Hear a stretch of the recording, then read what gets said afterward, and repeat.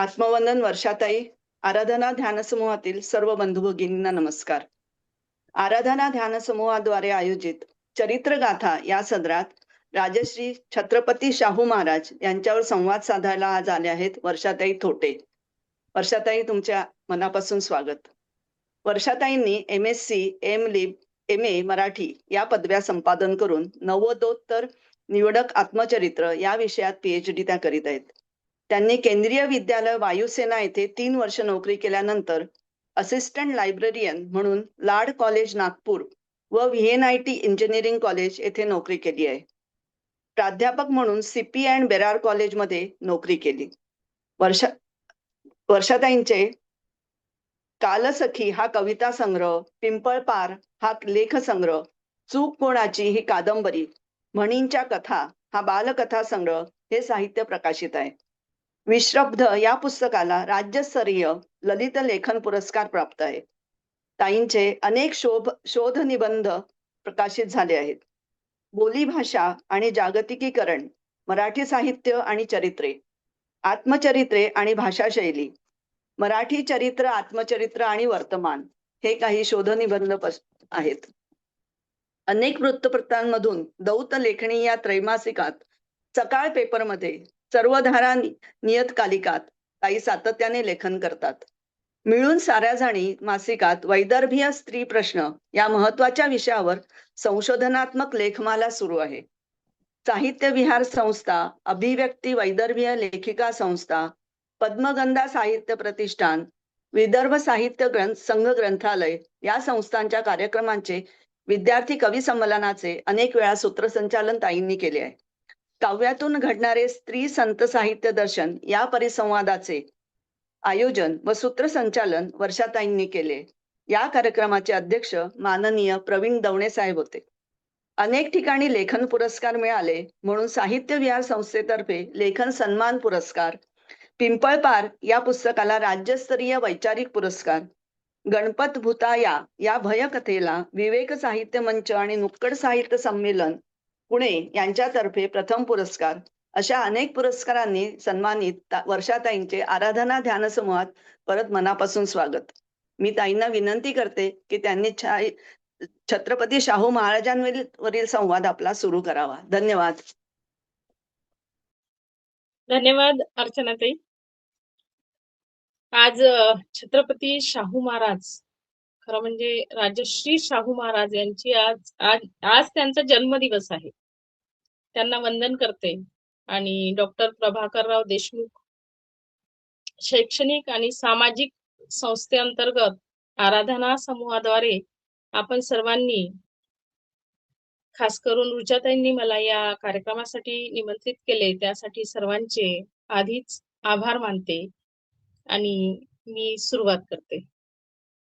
मंडळी, मी आधी तुम्हाला थोडीशी पार्श्वभूमी देते, ते यासाठी की तुम्हाला ते कळायला हवं की शिवाजी महाराज हे 1680 मध्ये वारले आणि ते मरण पावण्याच्या आधी काही वर्ष आधी, म्हणजे खरं म्हणजे 1608 मध्ये इंग्रज आपल्या भारतात आले आणि त्यांनी हळूहळू आपले पाय रोवणं सुरू केलं होतं व्यवसायाच्या दृष्टीने. आणि मग शिवाजी महाराज जेव्हा शेवटच्या टप्प्यात आला त्यांचा कारभार, तेव्हा शिवाजी महाराजांनी स्थापन केलेल्या मराठ्यांच्या राज्यापासून विभक्त होऊन 18व्या शतकाच्या प्रारंभी कोल्हापूर हे स्वतंत्र राज्य म्हणून निर्माण झाले. आणि मग जेव्हा स्वतंत्र राज्य, म्हणजे इंग्रजांच्या काळात आपल्याला माहित आहे की छोटे छोटे संस्थानिक होते, त्यातलं सर्वात पहिलं हे कोल्हापूर संस्थानिक होतं. आणि मग इथे पहिला शिवाजी, दुसरा शिवाजी हे घराणे राज्य करत होते. या घराण्यामधून आलेले आपले छत्रपती राजश्री शाहू महाराज, आज आपण त्यांच्याविषयी ऐकणार आहोत. इतिहासाच्या पानावर ना काही व्यक्ती केवळ राजे म्हणून नोंदल्या जात नाही, तर त्या काळाच्या पुढे जाऊन माणूस म्हणून जगण्याचा अर्थ शिकवून जातात. त्यांच्या डोक्यावर मुकुट असतो, हातात सत्ता असते, सभोवती वैभव सुद्धा असते, पण त्यांच्या हृदयात जर सामान्य माणसासाठी प्रेम नसेल तर तो मुकुट म्हणजे फक्त एक अलंकार ठरतो. मात्र काही राजे असे झाले की जे फक्त राजेपद उपभोगण्यासाठी जन्माला आले होते. जनतेच्या अश्रूंना पुसण्याची त्यांना खरं म्हणजे काहीच जबाबदारी त्यांनी घेतली नाही. पण आपले राजश्री शाहू महाराज असे नव्हते. हे एक विलक्षण व्यक्तिमत्व होतं. राजश्री, इथे श्री हा शब्द लागत नाही, तो पोटफोड्यात श येतो. म्हणजे उच्चार जरी कमी जास्त प्रमाणात असेल तरी तो श्री येतो. मग आता राजश्रीचा अर्थ काय? राजा प्लस ऋषी. राजा म्हणजे राज्य करणारा, नेतृत्व करणारा किंवा एखादं संस्थान पुढे नेणारा, आणि ऋषी म्हणजे ज्ञान, तप, त्याग, विवेक आणि लोककल्याणाचा मार्ग दाखविणारी व्यक्ती. आणि हे दोन्ही गुण राजश्री शाहू महाराजांमध्ये होते. छत्रपती ते होतेच कारण शककर्ते म्हणजे शिवाजी महाराजांच्या घराण्याशी संबंध असणारे म्हणून छत्रपती असे आपले शाहू महाराज. म्हणजे त्यांच्या पुढे ह्या दोन्ही पदव्या लागत होत्या, छत्रपती सुद्धा आणि राजश्री सुद्धा. शाहू महाराजांचा विचार करताना आपल्या डोळ्यासमोर केवळ कोल्हापूरच्या गादीवर बसलेला राजा अशी शाहू महाराजांची प्रतिमा येत नाही किंवा ती उभी राहत नाही, तर एका विशाल अंतःकरणाचा माणूस म्हणून उभा राहतो. त्यांनी राजवाड्याच्या उंच भिंती ओलांडून गावातील झोपड्यांपर्यंत आपली दृष्टी नेली. ज्यांनी सिंहासनावर बसूनही स्वतःला जनतेचा सेवक मानले. म्हणूनच त्यांच्या जीवनाचा विचार करताना एक वाक्य सतत मनात घुमते की राजमुकुटापेक्षाही माणुसकी मोठी झाली. या एका व्यक्तीच्या बाबतीत हे वाक्य फार तंतोतंत बसतं. शाहू महाराजांचा जन्म 26 जून म्हणजे आजच्या दिवशी शाहू महाराज जन्माला आले होते.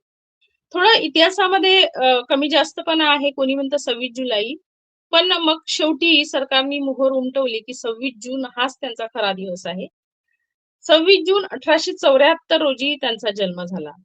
त्यांचे बालपण राजघराण्यात गेले. असे असले तरी नियतीने त्यांना एका वेगळ्या प्रवासासाठी तयार केले होते. हे आपल्याला पुढे पुढे लक्षात येईलच की हे वाक्य मी का म्हणते. शाहू महाराजांच्या वडिलांचे नाव होते श्रीमंत जयसिंगराव उर्फ आबासाहेब घाटके. घाटके असं त्यांचं आडनाव होतं. आणि आईचे नाव होते राधाबाई घाटके. महाराजांचे खरे नाव होते यशवंतराव घाटके. आणि त्यांना एक भाऊ होता, त्यांचे नाव होते पिराजीराव उर्फ बापूसाहेब घाटके. अखेरपर्यंत ही बंधू जोडी राम लक्ष्मणाची जोडी म्हणून लोक ओळखत होते. का ओळखत होते? कारण शाहू महाराजांच्या ऐहिक यात्रेची म्हणजे शाहू महाराजांचा मृत्यू येईपर्यंत त्यांचे लहान बंधू म्हणजे पिराजीराव उर्फ बापूसाहेब घाटके हे त्यांच्या आयुष्यातील प्रत्येक सुखदुःखाचे भागीदार झाले होते. सर्व कामांमध्ये सरळपणाने वागण्याचा त्यांचा बाणा होता. कितीही संकटे आली तरी ते हार मानित नसत. खरं म्हणजे बापूसाहेब उर्फ पिराजीराव हे स्वतः सुद्धा एक संस्थानिक होते, तरीही ते शाहू महाराजांच्या सोबतच राहायचे किंवा त्यांच्या प्रत्येक सुखदुःखात त्यांना मदत करायचे. खरं म्हणजे बापूसाहेब हे शाहू महाराजांचे दुय्यम सेनापतीच होते. म्हणजे लोक तरी त्यांना तसंच म्हणत होते. त्यांचा स्वभाव निर्गवी होता, दयाळू होता. कुठेही गेले तरी शाहू महाराज व बापू महाराज यांची जोडी कायम बरोबर असायची. अशी ही 20व्या शतकातील राम लक्ष्मणाची जोडी अद्वितीय होती, हे सत्य आहे. राजश्री शाहू महाराज लोकनेते होते. समाजाला मानवी समान संधीचे मूलभूत हक्क मिळवून देणारे ते थोर राष्ट्रपुरुष होते. इतिहास काळात जी थोर माणसे झाली त्या ऐतिहासिक थोर पुरुषांच्या मालिकेतून शाहू महाराजांचे नाव कोणालाही वगळता येणार नाही. यशवंतराव घाडगे म्हणजेच उर्फ शाहू महाराज, छत्रपती शाहू महाराज ज्या घराण्यात जन्माला आले त्या घराण्याचा इतिहासही मोठा प्रसिद्ध आहे. म्हणजे महाराष्ट्रातलं हे खानदानी घराणं होतं आणि या घराण्यात कामराज या तरुणाने बेदर व गुलबर्गा हे तेव्हाचे राजे, मुसलमानांचं राज्य होतं. या मुसलमानांच्या राज्यामध्ये सैनिक होते. त्या सैनिकामध्ये कामराज हा सुद्धा एक सैनिक होता. तर त्या कामराजांनी एक पण जिंकला होता. तर पण म्हणजे काय, तर शर्यत एक प्रकारची. तर तो जिंकला. काय होती ती शर्यत? शर्यत अशी होती की जी उंचीवर, अतिशय उंचीवर एक घंटा बांधली होती, जिला त्यावेळी घाट असे म्हणायचे. म्हणजे बघा, हा घाट शब्द आपल्या इतिहासातून लुप्त झालेला आहे. तेव्हाचा घाट शब्द म्हणजे आताचा घंटा, जी अतिशय उंच जागेवर बांधलेली होती. आणि कामराजांनी काय केले की ती कोलांट उड्या घेऊन ती घंटी वाजवली. आजपर्यंतच्या इतिहासात बेदर आणि गुलबर्गाच्या दरबारात कोणत्याही रणशूराला ती घंटा आजपर्यंतही वाजवता नव्हती आली, कारण ती अतिशय उंचीवर ठेवली होती. आणि मग कामराज या पुरुषाने, या सैनिकाने ती घंटा, अजिंक्य घंटा वाजवली आणि त्यामुळे बादशहाने खुश होऊन त्यास घाटके ही पदवी दिली आणि त्यांचा गौरव केला. उच्च प्रतीची मनसब दिली, म्हणजे पदवी दिली. आणि वंशपरंपरागत सैन्यात उच्च अधिकारी असा अधिकार सुद्धा बहाल केला. कामराज या घाटगे घराण्याचा एक पराक्रमी पुरुष होता आणि या पराक्रमी पुरुषाच्या घरात शाहू महाराजांचा जन्म झाला होता. कोल्हापूरच्या इतिहासाचे साधारण 3 खंड पडतात. आपल्याला हे समजून घेणं याच्यासाठी आवश्यक आहे की आपल्याला शाहू महाराजांची कारकीर्द नेमकी कोणत्या खंडात आहे ते कळतं. इसवी सन 1347 पर्यंत हिंदू राजे होते आणि इसवी सन 1347 ते 1700 पर्यंत मुसलमानी राज्य होते. मी जे आता म्हटलं बेदर आणि गुलबर्गा यांचं राज्य होतं ते मुसलमानी राज्य होते. आणि इसवी सन 1700 ते 1874 पर्यंत कोल्हापूरच्या चौथ्या छत्रपतींची कारकीर्द होती. आणि मग शाहू महाराजांची कारकीर्द सुरू होते. शाहू महाराजांच्या जन्मानंतर 4 वर्षांनी म्हणजे सन 1878 साली कागल हे त्या संस्थानिक जिथले संस्थानिक होते त्या जागेचं नाव कागल, म्हणजे जे कोल्हापूरमध्ये येते, त्या कागल जहांगीरीच्या अधिपतित्वाची सूत्रे श्रीमंत आबासाहेब घाटगे यांच्याकडे आली, म्हणजेच शाहू महाराजांच्या वडिलांकडे आली. आणि त्यानंतर 4 वर्षांनी म्हणजे सुमारे 4 वर्षांनी त्यांना कोल्हापूरचे रिजंट म्हणून नेमण्यात आलं. रिजंट म्हणून नेमण्यात आलं. तर रिजंट म्हणजे काय?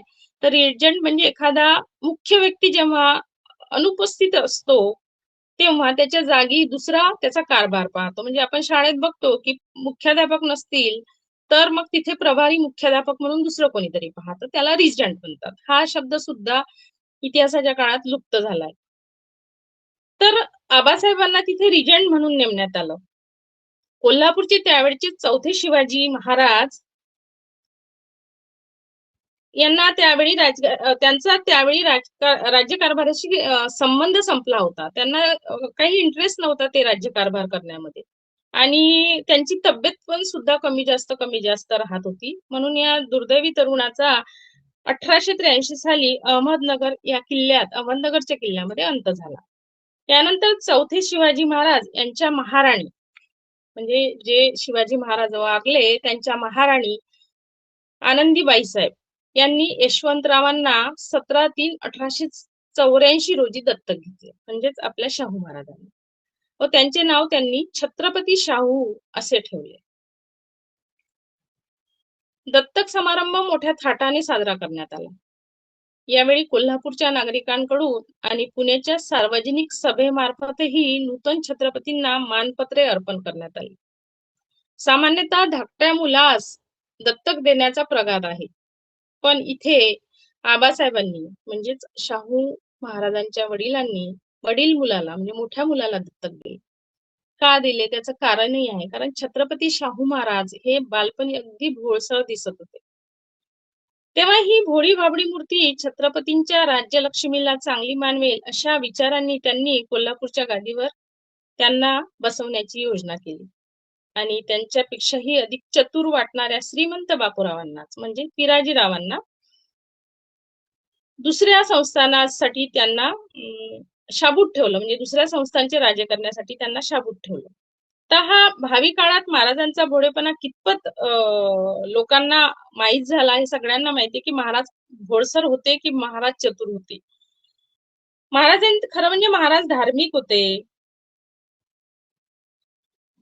पण महाराज अंधश्रद्धाळू नव्हते. आजन्म सामाजिक आणि धार्मिक भोळेपणावर कुऱ्हाड चालविणारी ही युती मात्र गाजली हे सगळ्यांना माहिती आहे. हे निर्विवाद सत्य आहे. महाराजांचा दत्तक व राज्यारोहण समारंभ झाला. प्रारंभी श्री कृष्णाजी भिकाजी गोखले व श्री हरिपंत गोखले हे शिक्षक व मुख्य म्हणून होते. महाराजांना या दोन व्यक्तींनी, या दोन शिक्षकांनी शिकवलं. शाहू महाराजांचा शिक्षणक्रम विलायतेतच पूर्ण करण्यात यावा अशी सरकारची आणि महाराजांच्या वडिलांची इच्छा होती. सरकार म्हणजे इथे इंग्रज सरकार, कारण मी सांगितलंच होते की इंग्रज आपल्या इथे 1608 मध्ये आले आणि त्यांनी हळूहळू आपलं वर्चस्व प्रस्थापित करायला सुरुवात केली होती. त्यामुळेच छोटे छोटे संस्थानिक आपलं संस्थान सांभाळून होते. आणि मग अशा वेळी सरकारची म्हणजेच इंग्रज सरकारची आणि महाराजांच्या वडिलांची, आबासाहेबांची इच्छा होती की महाराजांनी विलायतेत म्हणजे फॉरेन मध्ये शिकायला जा. पण पुढे या बाबतीत त्यांच्या वडिलांच्या विचारात बदल झाल्यामुळे महाराजांना सन 1885 साली राजकोट येथील राजकुमार कॉलेजमध्ये पाठविण्यात आले. महाराजांचे धाकटे बंधू श्रीमंत बापूसाहेब, श्रीमंत काकासाहेब व दत्ताजीराव इंगळे हे आरंभापासून त्यांच्या सोबतच होते. हे सहाध्यायी होते, त्यांच्यासोबत शिकत होते. या कॉलेजातही महाराजांच्या बरोबर होते. कुस्ती, शिकार, घोड्यावर बसणे वगैरे महाराजांच्या ठिकाणच्या अनेक अद्वितीय गुणांचा परिचय झाला. या सर्व विद्येत महाराजांचा हात धरणारा एकही राजकुमार अख्ख्या कॉलेजमध्ये कोणाला आढळून आला नाही. महाराजांचा निर्गवी व मनमिळाऊ स्वभाव सर्वांच्या डोळ्यात भरला. याच दरम्यान महाराजांच्या प्राणप्रिय वडिलांच्या मृत्यूची वार्ता कॉलेजमध्ये आली. म्हणजे त्यांचे वडील जे होते, जे रिजंट म्हणून नेमले होते, ते मृत्यूस बळी पडले. महाराजांचे वडील श्रीमंत आबासाहेब महाराज यांचे सन 1885 साली अकाली निधन झाले. त्यांच्या मातोश्री राधाबाई साहेब ह्या आधीच निवर्तल्या होत्या. महाराजांच्या हृदयाला जबरदस्त धक्का बसला. दुःखाचे अनेक दुर्गामी परिणाम त्यांच्या मनावर घडून आले. या दारुण प्रसंगाने महाराजांच्या नेत्रातील अश्रू कालांतराने जरी वाढले तरी त्यांच्या हृदयात उसळलेला कारुण्यवृत्तीचा झरा त्यांच्या जीवनाच्या अखेरपर्यंत त्यांच्या सोबत होता. महाराज वडिलांचं शेवटचं कार्य उरकून पुन्हा राजकोटला कॉलेजमध्ये आले व तेथील प्रिन्सिपॉल मॅकनॉटन साहेबांच्या देखरेखीखाली सन 1889 सालापर्यंत त्यांचे शिक्षण पूर्ण झाले. त्यानंतर सन 1890 ते सन 1894 पर्यंत महाराजांचे शिक्षण सर S.M. फ्रेझर यांच्या देखरेखीखाली झाले. इंग्रजी भाषा, राज्यकारभार, जगाचा इतिहास वगैरे सर्व विषयांचे महाराजांनी अत्यंत सखोल असे अध्ययन केले. महाराजांचा धारवाड येथे अभ्यासक्रम चालू असताना त्यांच्या आयुष्यात घडलेली अत्यंत आनंदाची गोष्ट म्हणजे त्यांचा विवाह. त्यांच्या पत्नी श्रीमंत लक्ष्मीबाई साहेब ह्या बडोद्याचे मेजर गुणाजीराव खानविलकर यांच्या कन्या होत. 2 एप्रिल सन 1894 रोजी वयाच्या फक्त 20व्या वर्षी संस्थांची अधिकार सूत्रे महाराजांच्या हाती आली. या वेळेपासून महाराजांच्या कर्तबगारीला खरी धार चढत गेली. आता खरं महाराजांचं कार्य इथून सुरू होतं. अधिकार सूत्रे हातात घेताना छत्रपती शाहू महाराजांनी प्रजेला जाहीरपणे एक आव्हान केले की आमचे प्रजाजन सदा सुखी व संतुष्ट असावेत व त्यांच्या हिताची एकसारखी अभिवृद्धी होत जावी व आमच्या संस्थांचा सर्व बाजूंनी अभ्युदय व्हावा अशी आमची उत्कट इच्छा आहे. यासाठी सर्वांच्या उज्ज्वल राजनिष्ठेची व सहकार्याची आम्हास आवश्यकता आहे. महाराजांनी सर्व जनतेला आवाहन केले की तुम्ही मला साथ करा. मला असा भारत घडवायचा आहे किंवा मला असं माझं राज्य घडवायचं आहे. आता खऱ्या अर्थाने शाहू महाराजांचे समाजाप्रती कार्य सुरू झाले होते. वेदोक्त प्रकरणामध्ये एक संघर्ष झाला होता की या प्रश्नावरून महाराजांचा सनातन वर्गाशी एक मोठा संघर्ष झाला. ब्राह्मणेतर समाजालाही वैदिक मंत्रोच्चाराचा अधिकार असावा अशी शाहू महाराजांची भूमिका होती. शाहू महाराजांना असं वाटायचं की हा वैदिक म्हणजे वेद जे बोलण्याचा अधिकार आहे तो फक्त सनातन लोकांनाच का, हा सर्वसामान्य जनतेलाही मिळावा यासाठी त्यांनी मोठा संघर्ष केला आणि तो जिंकला सुद्धा. त्यानंतर बहुजन पत्रकारितेला भरपूर पाठबळ दिलं त्यांनी. कारण महाराजांनी अनेक वृत्तपत्रांना आर्थिक मदत सुद्धा केली होती.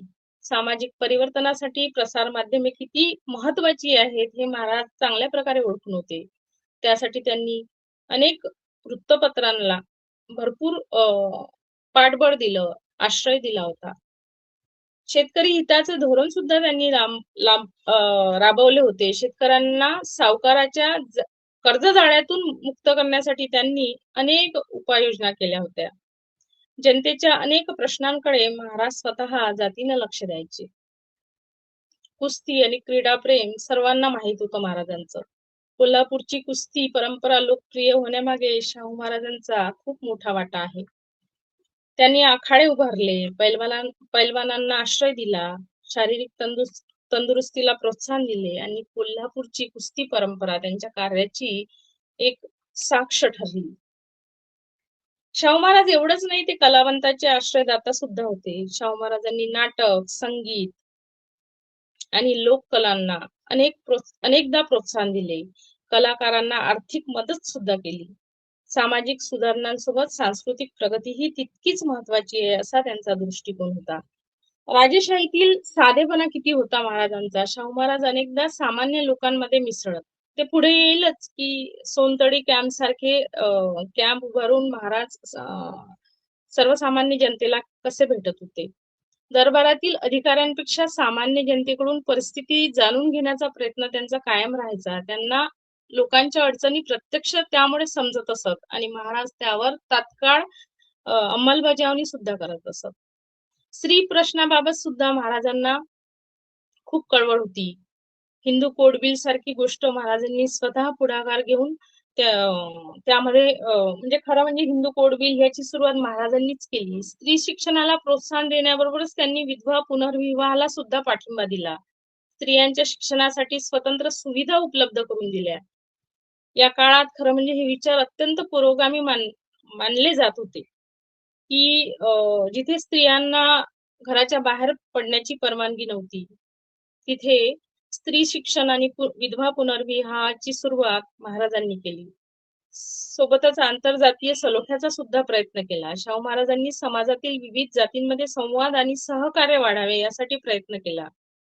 त्यांचे उद्दिष्ट केवळ एकच होते की फक्त एकट्या समाजाचा विकास महत्वाचा नाही, तर समताधिष्ठित समाज व्यवस्था उभी करणं हेच शाहू महाराजांचं ध्येय होतं.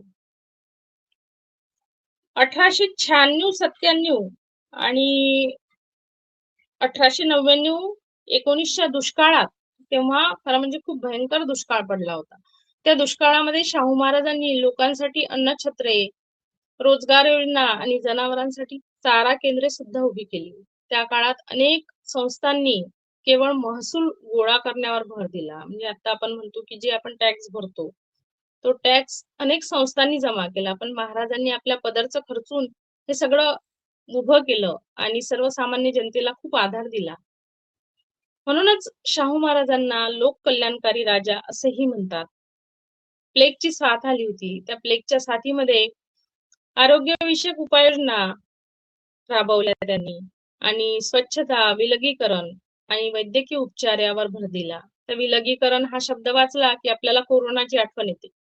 कोरोनामध्ये सुद्धा अशाच प्रकारचं विलगीकरण असायचं. तसंच सेम विलगीकरण प्लेगच्या साथीमध्ये सुद्धा व्हायचं. तर त्यासाठी त्यांनी छोटे छोटे कॅम्प उभारले की जेणेकरून सर्वसामान्य जनतेला विलगीकरणामध्ये राहता येईल.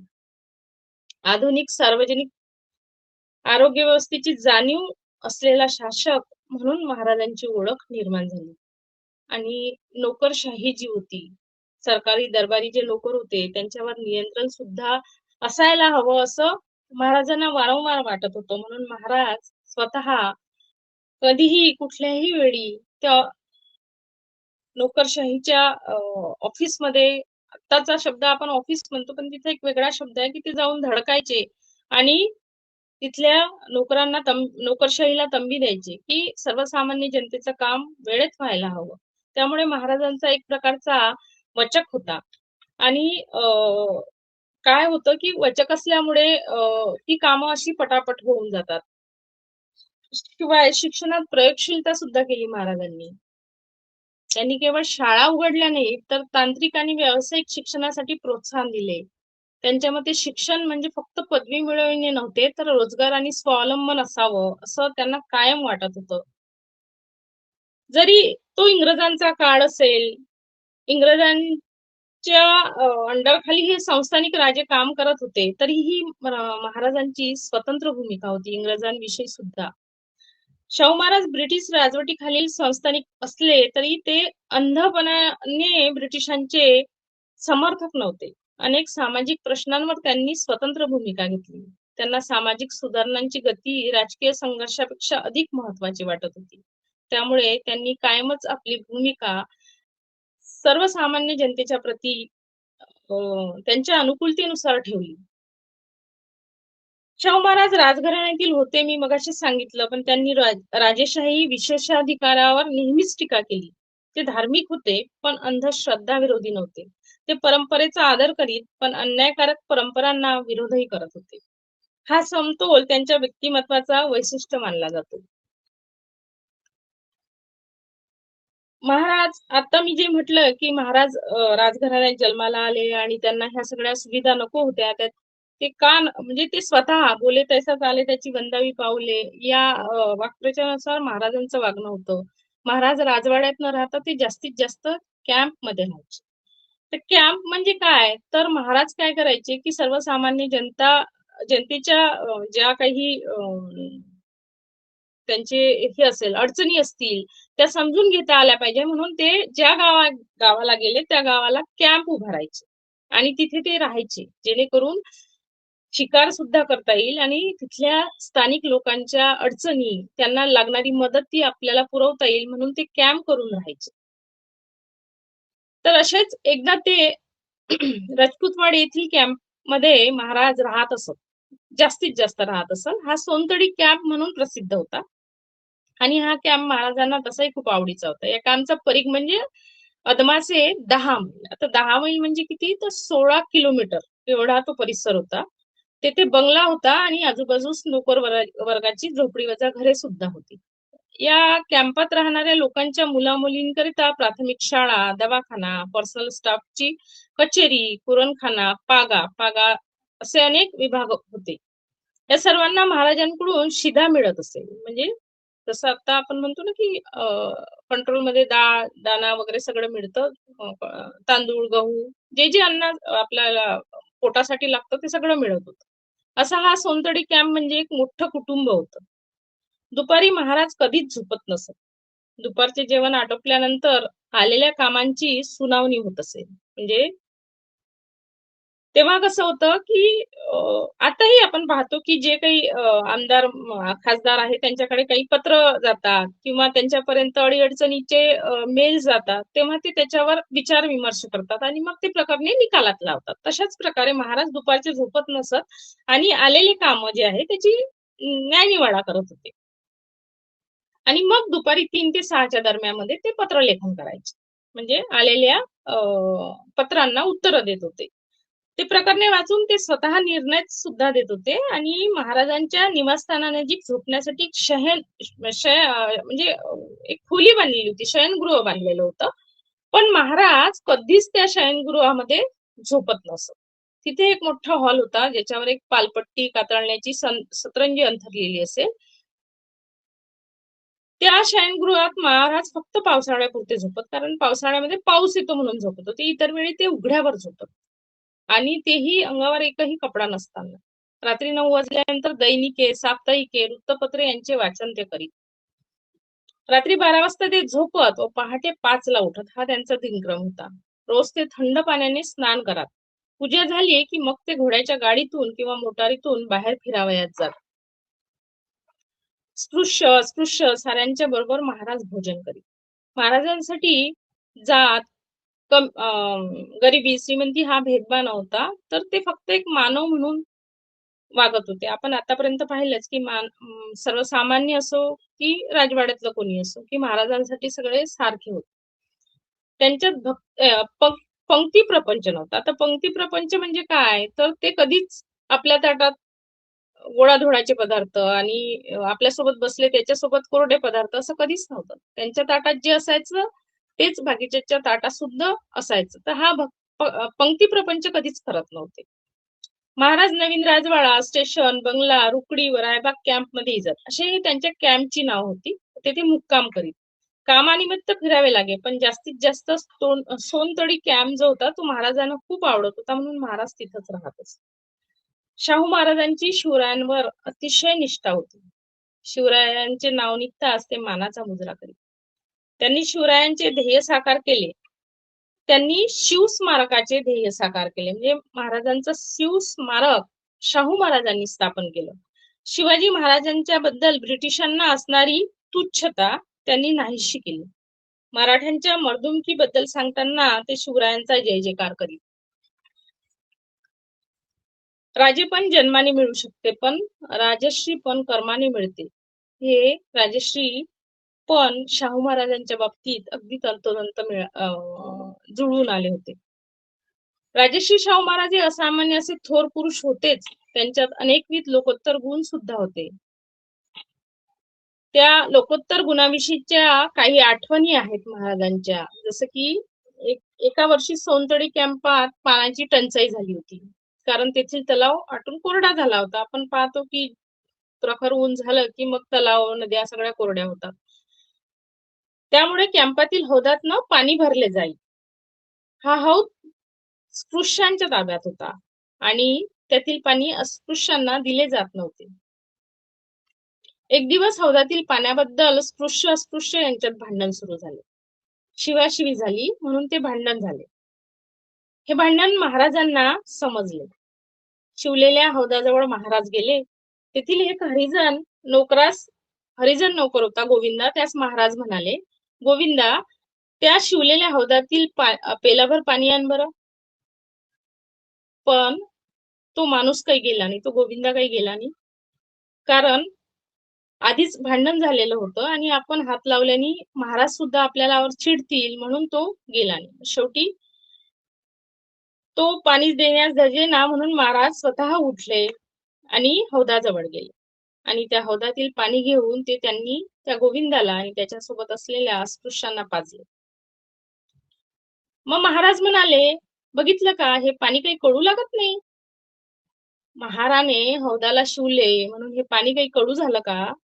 हे पाणी पाणीच आहे. जिथे पाण्याच्या ठिकाणी स्पृश्य अस्पृश्य हा भाव नाही, तिथे सारी माणसे सारखीच आहेत. मग तुम्ही हा गुन्हा का करताय? हा देवाघरचा गुन्हा आहे.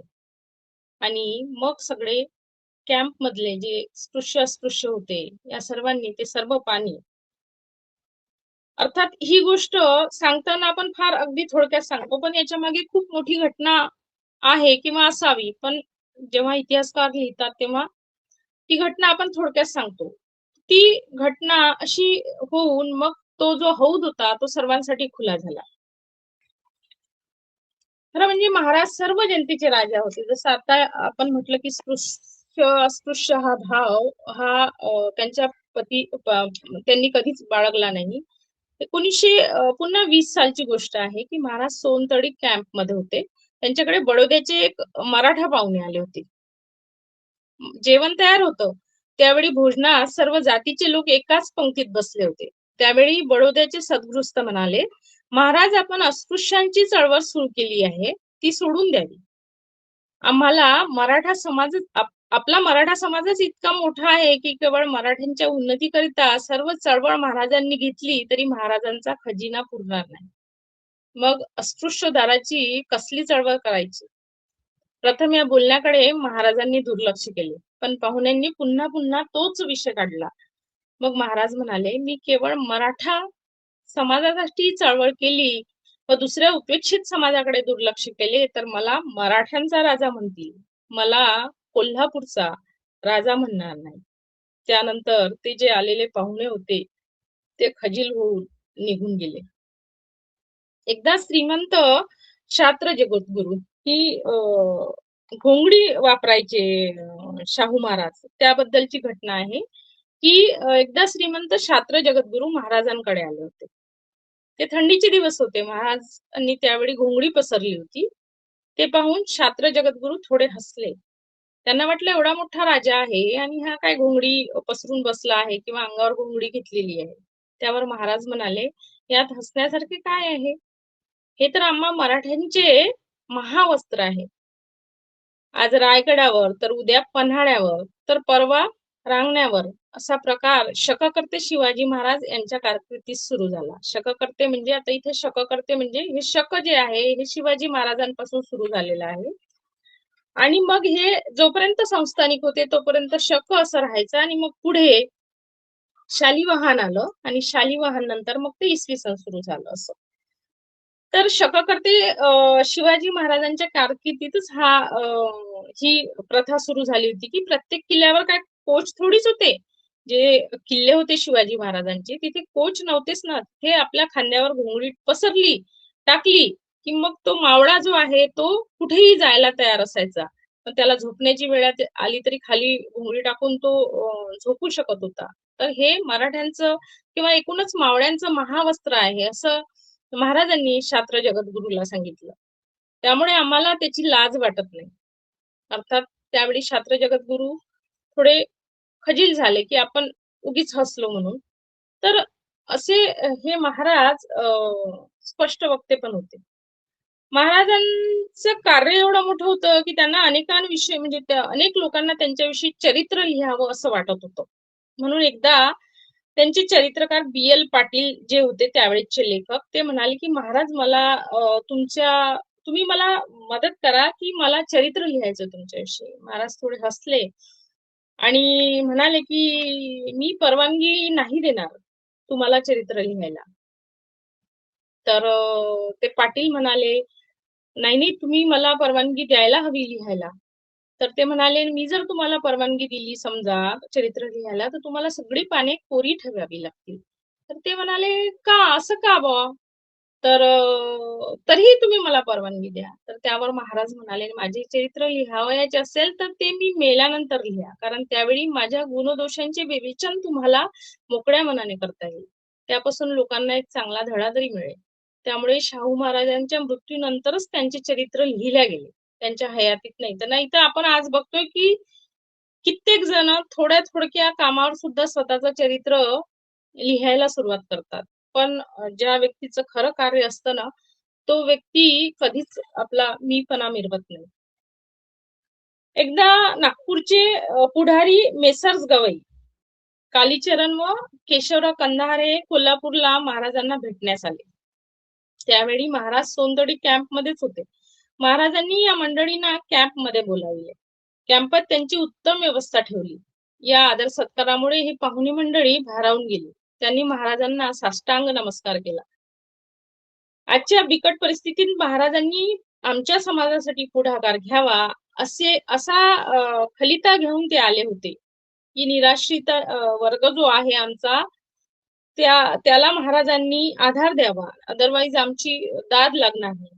महाराज म्हणाले मी तुमची सेवा करण्यास केव्हाही तयार आहे. पण हल्ली तुमचे जे पुढारी आहेत ते थोडे हे झालेले आहे त्यामुळे ते तसेच राहू द्या. पुढारी हा मात्र घोडेवाल्याप्रमाणे असावा. घोडेवाला म्हणजे कसा की घोडेवाला घोड्याच्या मालकास गाडी जुंपून देतो. तो स्वतः खालून चालतो. अडथळा आल्यास तो घोड्याच्या मालकाच्या मदतीस जातो. घोड्याचा मालक म्हणजे जनता आणि घोडेवाला म्हणजे पुढारी. तेव्हा पुढाऱ्यांनी हे जाणून तुमच्या चळवळीचा लगाम तुमच्या हातात द्यावा. अडल्यास मी मदत करायला तयार आहे. पण मी पुढाकार घेऊन मी तुमचा पुढारी होणार नाही असं त्यांनी स्पष्ट सांगितलं. म्हणजे त्यांना फक्त यावरून एक लक्षात येते की त्यांना फक्त समाजाप्रती कार्य करायचं होतं. त्यांना मोठेपणा मिरवण्यात काहीही भाशील नव्हता. छत्रपती कोठेही निघाले की लोकांनी छत्रपतीला रामराम करावा अशी पूर्वी पासून न एक प्रथा होती. पण महाराजांनी ही प्रथा सुद्धा मोडली. कुठेही रथातून किंवा मोटारीतून जाताना कोणी मुजरा केला की ते राम राम करायचे महाराज. तेव्हापासून ही प्रथा अंमलात आली की राम राम करण्याची. अदरवाईज काय व्हायचं की संस्थानिक असले की ते असा हात करून मुजरा करायचे. पण महाराजांनी ती प्रथा सुद्धा बंद केली आणि समोरच्यांनी नमस्कार केला, समोरच्यानी मुजरा केला की महाराज राम राम करायचे. आणि महाराज नेहमी सामान्य माणसाप्रमाणेच वागले. एवढे ते राजघराण्यात जन्माला आले, पण तरीही ते वागले सामान्य माणसाप्रमाणे. एकदा म्हणजे मगाशी मी सांगितलं तसंच की प्लेगची साथ आली होती आणि प्लेगची साथ आली तेव्हा महाराज कॅम्पची व्यवस्था पाहायला चालले होते की कॅम्पमध्ये बरोबर सोयी सुविधा आहेत की नाही. तर आणि स्वतःच रथ हाकीत चालले होते. मोठमोठे डॉक्टर त्यांच्या बरोबर होते. निम्म्या वाटेत महाराजांचा रथ आला. तोच वाटेत एक शेतकरी उभा झाला आणि त्याच्या घोड्यात काही गाजरे होती. गाजरे देण्यासाठी या शेतकऱ्याने महाराजांना हात केला. महाराजांनी रथ उभा केला. तो शेतकरी रथात गाजरे आणून ठेवणार इतक्यात महाराज स्वतः रथातून उतरले. एका झाडाखाली ती गाजरे नेली. घोड्यावर बसून महाराजांनी गाजरे खाण्यास सुरुवात केली. पण महाराजांनी गाजरे खाण्याचा एवढा तडाखा लावला की ती गाजरे ते खातच बसले. तेव्हा त्यांच्यासोबत काही डॉक्टर होते. ते म्हणाले, महाराज आपण छत्रपती इतके थोर, या शेतकऱ्याचे एखाद दुसरे गाजर खाऊन त्याचे समाधान केले असते तरी चालले असते. गाजर हा पदार्थ आपल्या प्रकृतीस अपाय करील. पण महाराज थोडेच गप्प बसणार होते. त्यांनी गाजरे खाण्याचा सपाटाच लावले. मग ते उठले आणि शेतकऱ्यास कोल्हापुरात भेटीस बोलावले. थोडे पुढे गेल्यावर त्यांना आणखी एक व्यक्ती भेटला. त्यांनी त्यांच्यासाठी डांगर भाकरी आणून ठेवली होती. महाराजांनी ती सुद्धा डांगर भाकरी खूप आवडीने खाल्ली. पण त्यांच्यासोबत जे डॉक्टर होते ते महाराजांना म्हणाले की महाराज आपली तब्येत आपण सांभाळावी. मग पुढे गेल्यावर कॅम्पमध्ये बिर्याणी आणि ह्या सगळ्या गोष्टी ठेवलेल्या होत्या.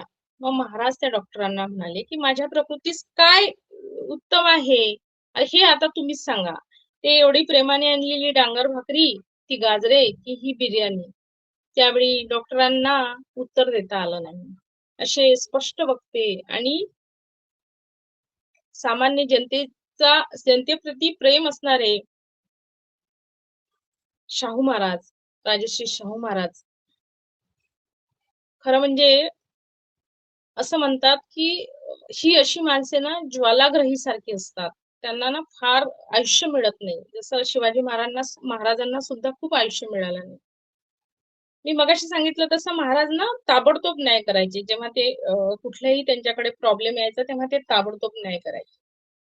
आणि त्यांचं राहणीमान, त्यांचं हे सगळं सर्वसामान्य जनतेप्रमाणे होतं.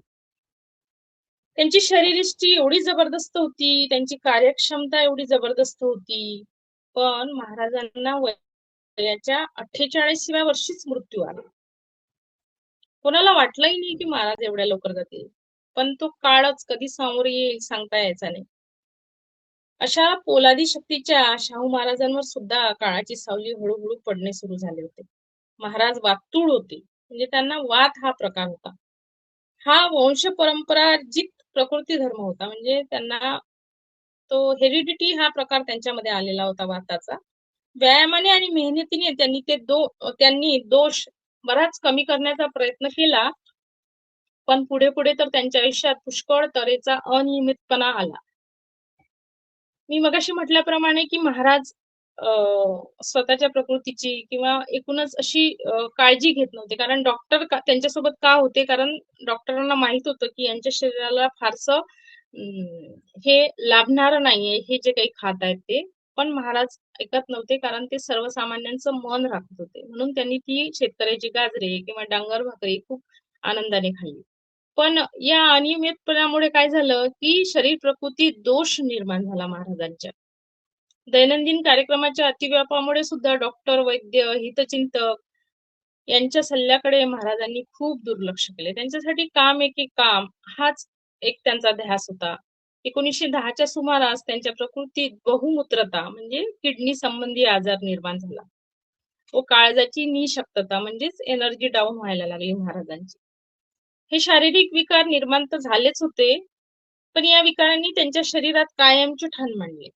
यावेळी विश्रांती घ्यावी व जर्मनीत जाऊन स्नानाचे उपचार करावे. स्नानाचे म्हणजे आज आपण जे पंचकर्म म्हणतो ते करून घ्यावे असा त्यांना डॉक्टरांनी वेळोवेळी सल्ला सुद्धा दिला होता.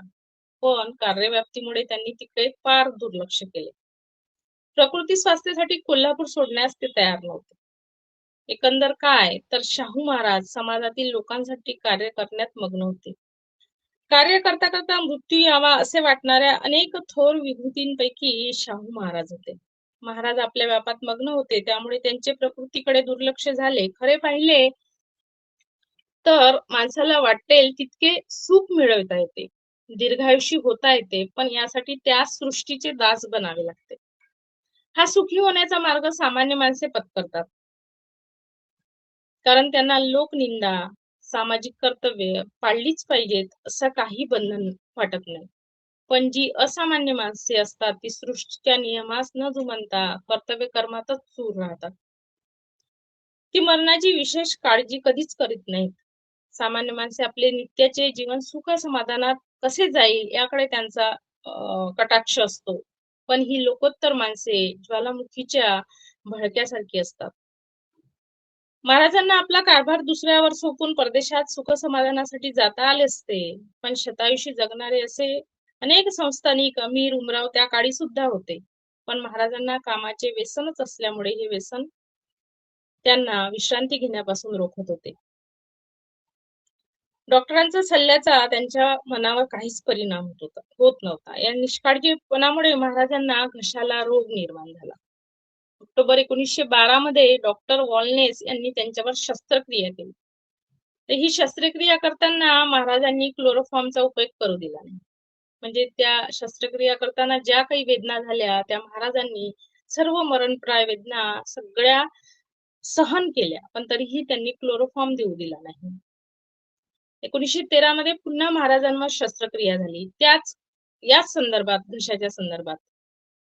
जानेवारी 1919 पासून महाराजांना आपल्या आयुष्यात फार नाही असे वाटू लागले. त्यांचा छातीचा विकार वाढू लागला. शरीर सर्व बाजूंनी जर्जर आणि कमकुवत होऊ लागले.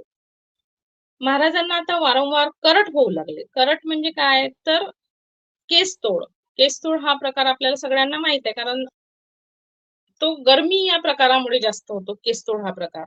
आणि महाराजांच्या शरीर आधीच वातोड होतं आणि त्यात महाराज स्वतःचा काळजी ठेवत नव्हते, त्यामुळे खूप गरमी अशी महाराजांना तयार झाली आणि मग करट व्हायला लागले, वारंवार केसतोड व्हायला लागले. त्यांच्या शरीरात युरिक ऍसिडचे प्रमाण सुद्धा वाढले. हे सुद्धा खूप शरीरात हिट झाली की युरिक ऍसिडचे प्रमाण वाढते, त्यामुळे शरीरभर त्यांना वेदना होत होत्या. आपल्या मुलाच्या हाती, म्हणजे राजाराम त्याचा मुलगा, त्यांना 2 मुली आणि 2 मुलं असे त्यांना अपत्य झाली होती. तर राजारामाच्या हाती सोपवावा असं त्यांना वारंवार वाटू लागलं होतं. त्यांच्या सर्व शरीरभर मुंग्या चालत होत्या. म्हणजे आपल्याला सगळ्यांना माहिती आहे की वात हा प्रकार किती भयंकर आहे. शरीरात सगळ्या मुंग्या चालतात असं वाटतं. सगळे औषध सुरू होते. आता एवढा मोठा राजा, सगळ्या इकडून औषध सुरू होती. औषध वेगवेगळ्या पॅथीचे औषध सुरू होते. पण एवढ्या आजारातही त्यांचे कार्य मात्र सुरूच होते. एवढे जबरदस्त त्यांचं काम होतं. आता आपण पाहिलं की क्लोरोफॉर्म न देता सुद्धा त्यांनी शस्त्रक्रिया करू दिली. त्यांनी एवढ्या आजारातही कधी सक्तीची विश्रांती अशी घेतलीच नाही. महाराज अंगात भरपूर ताप असताना एकदा बडोद्यात 60 मारी पाहण्यास गेले. 60 मारी म्हणजे काय तर माजलेल्या हत्तीला रिंगणामध्ये मोकळा सोडून, आणि हा खेळ मस्तवाल हत्तीशी खेळ, म्हणजे तो हत्ती सुद्धा मस्तवाल असतो की जो माजलेला असतो, त्याच्यासोबत एक मल्ल खेळतो, त्याला 60 मार किंवा 60 माऱ्या किंवा साठ्या म्हणतात. तर हा 60 मारी खेळ पाहण्यासाठी महाराज बडोद्याला गेले अंगात खूप ताप असताना, आणि एका पाराजवळ उभे राहिले. इतक्यात एक मस्त हत्ती त्यांच्यावर चाल करून आला. लोकांनी महाराजांना मागे सरण्याची विनंती केली, पण महाराज मानले नाही. त्यांनी त्या हत्तीला परतून लावले. दुसऱ्यांदा हत्तीने महाराजांवर पुन्हा चाल केली. यावेळी मात्र माहुत्याने मध्यस्थी करून हत्तीलाच मागे सारले. बडोद्याच्या मुक्कामात महाराज एवढ्यावरच थांबले नाहीत, तर एवढा ताप असताना सुद्धा ते तेथून 20 मैलावर चित्त्याच्या शिकारीला गेले. महाराजांना शिकारीचा खूप भयंकर नाद होता, त्यासाठी ते कॅम्प उभारायचे आणि कॅम्प मध्ये शिकार आणि सर्वसामान्य जनतेचे प्रश्न, ह्या दोन्ही गोष्टी त्यांनी आवडीनं करायचे. मग ते चित्त्याची शिकार केल्यानंतर ते मुंबईला परत आले. बडोदा ते मुंबई या प्रवासादरम्यान त्यांच्या छातीच्या कळा खूप वाढल्या, डोळ्याला झोप नाही, आणि मग मात्र त्यांची प्रकृती एकदमच ढासळली. डॉक्टरांनी सर्वांना सांगितले महाराजांची प्रकृती चिंताजनक आहे. सर्व कुटुंबियांना बोलावून घ्या.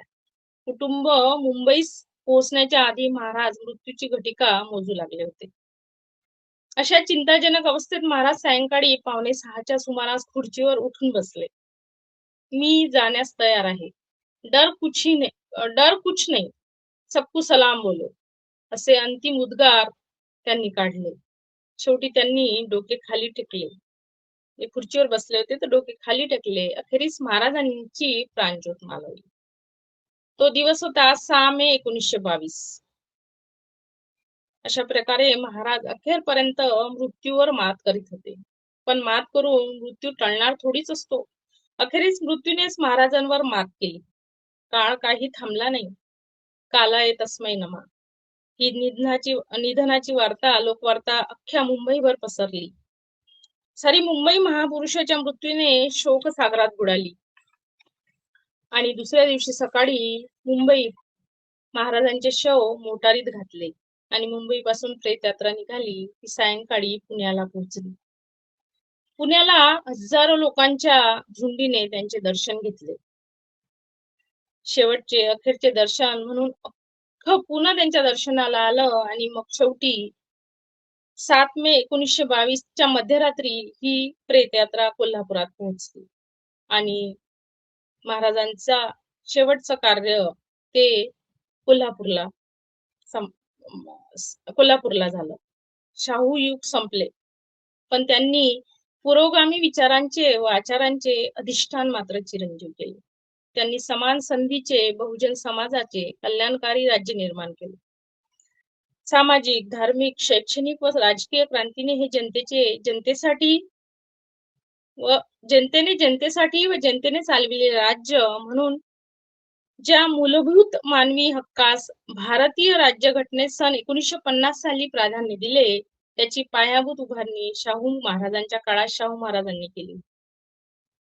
राजश्री शाहू महाराज लोक नेते होते, लोक कल्याणकारी नेते होते. समाजाला मानवी समान संधीचे मूलभूत हक्क मिळवून देणारे ते थोर राष्ट्रपुरुष होते. धन्य धन्य तू शाहूराया, तुझ सम राजा तूच एकला, तूच शिवाजी, बुद्ध देव तूच हरी सावळा, तूच हरी सावळा. धन्यवाद. खूप छान. शाहू महाराजांची एवढी माहिती म्हणजे नव्हती, ती खूप छान माहिती दिली. त्यांची धार्मिकता, कला, प्रेम, समाजासाठी करायची धडपड खूप छान सांगितलं तुम्ही. खूप खूप धन्यवाद. शाहू महाराजांचं व्यक्तिमत्व, त्यांचं कार्य खूप मोठं आहे. पण मला एका तासामध्ये बसवायचं होतं आणि आकृतीबंधात बसवायचं होतं, तर मी अशा प्रकारे बसवण्याचा एक प्रयत्न केला. एवढ्या मोठ्या थोर माणसांची कामं, यांच्यासारखे अनेक थोर व्यक्ती आहे, त्यांचं कार्य मांडताना आपली एका तासात खूप त्रेधा तिरपड उडते खरं म्हणजे. पण मी एक प्रामाणिकपणे प्रयत्न केला लोकांपर्यंत पोहोचवण्याचा. एक तासात तुम्ही खूप छान माहिती दिली, भरपूर मिळाली. खूप खूप धन्यवाद. खूप धन्यवाद आपले सर्वांचे पण. आजच्या दिवशी, आज माझाही वाढदिवस असतो, आजच्या दिवशी मला शाहू महाराजांबद्दल बोलता आलं, ही माझ्यासाठी खूप आनंदाची गोष्ट. शाहू महाराजांचा जन्मदिन आणि तुमचा जन्मदिन सारखाच आहे. खूप छान योग आहे. व्यक्ती आपण अगदी छोटस पामर, अशी गोष्ट आहे ती. खूप खूप धन्यवाद. कोणाला काही विचारायचं असेल तर बघा. वाढदिवसाच्या हार्दिक शुभेच्छा. थँक्यू ताई.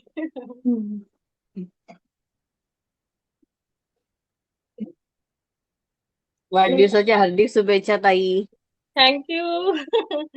छान वाटतंय सगळ्यांनी छान माहिती सांगितली. मग आम्हाला ही माहिती नव्हती, खरंच ही नव्याने आम्हाला माहिती मिळाली. खूप छान. खूप महाराजांच्या आठवणी खूप लिहून ठेवलेल्या आहेत, पण पुस्तक खूप कमी आहे. म्हणजे आठवणीच्या रूपात खूप पुस्तक आहेत महाराजांची, पण एकूण सर्व माहिती फार कमी याच्यामध्ये आहे.